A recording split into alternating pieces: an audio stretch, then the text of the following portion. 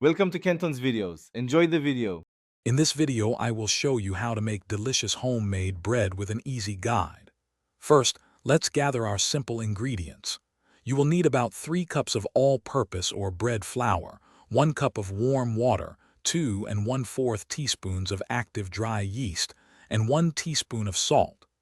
Accurate measurements are key for a perfect loaf, so take your time with each component. Now let's get our hands dirty.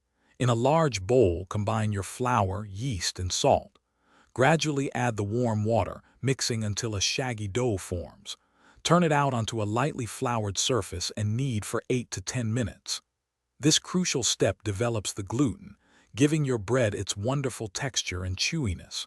You will feel the dough transform into a smooth, elastic ball. After kneading, it is time for the first rise, also known as bulk fermentation. Place your dough in a lightly greased bowl, cover it with plastic wrap, and let it rest in a warm spot for 1 to 2 hours, or until it has doubled in size. Once risen, gently punch down the dough to release the air, then shape it into your desired loaf or individual rolls. We are almost there.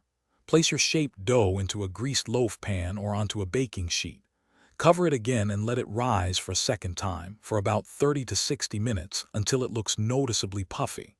While it rises, preheat your oven to 375 degrees Fahrenheit.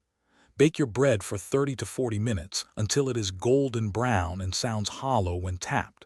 Enjoy your fresh, homemade bread. Thanks for watching. Consider subscribing if we helped you.